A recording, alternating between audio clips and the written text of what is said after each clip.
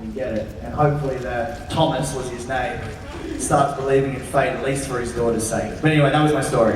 It'd be terrible if you saw him, you're like, this is so random. Wait, no, I believe in fate.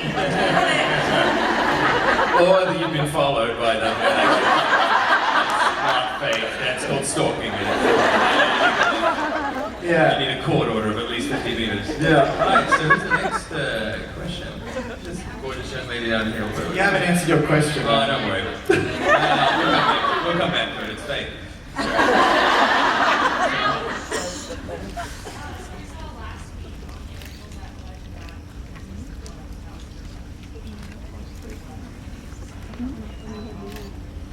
The question was, because last week they saw Elijah have some blood, which was one of the first times we've ever seen him have blood, does that mean we're going to see him vamp out the originals in the future?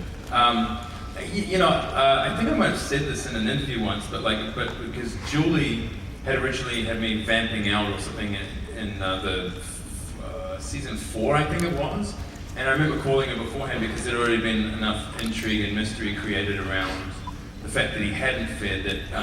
And it seemed for a kind of asinine or rather sort of superfluous reason that he was vamping out.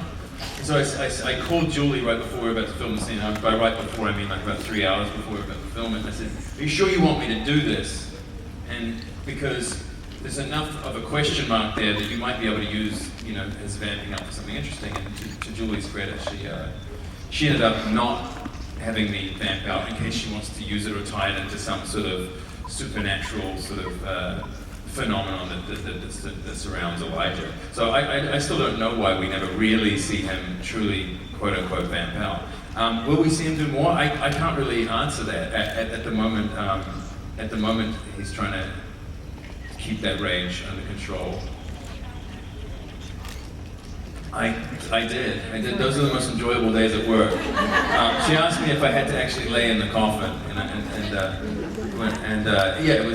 it's weird doing that stuff, being paid to sleep essentially. That's what I did for the first episode? Yeah, that's right. They flew me out just to lay in a coffin. I was like, yes, I'm coming back.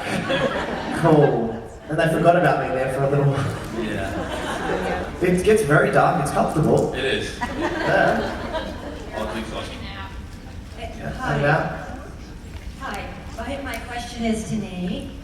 I am here with my 18-year-old daughter, her friend Rachel, and I'm wondering where this is going. I'm gonna stop you right there. That's not an excellent beginning. Okay. Here's my question. What would you say that you know now that you wish you would have known back at the age of 18?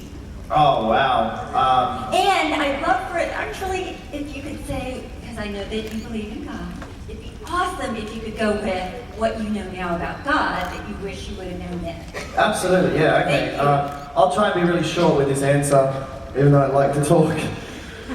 Okay, the thing that I've learned most about my life and about my relationship with God, I guess, essentially is, if I looked at single moments in my life, obviously my mum was a refugee, my dad left when I was a little kid, we were extremely poor and had to struggle for everything, and I missed out upon job upon job upon job in the US and really had to fight to get where I am today.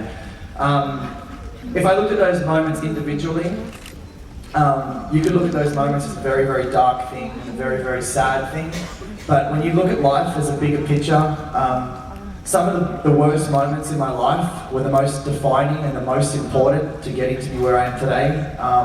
And I actually value those moments so much more now.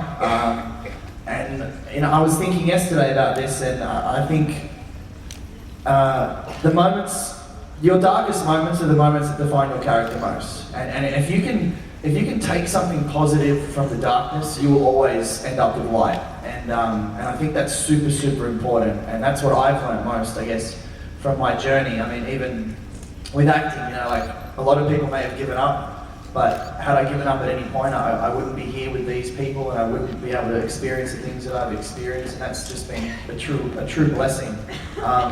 So I would always just say, that there's a bigger picture to life. And I'm sure every single person in this room has some sort of struggle that they're going through or they've gone through. But if you can always remind yourself that there is a bigger picture and something truly great can always come from something that's quite sad or dark, then that will give you hope and the courage hopefully you need to push forward. And you know, and I guess I'm an example of that. Hello. End of statement.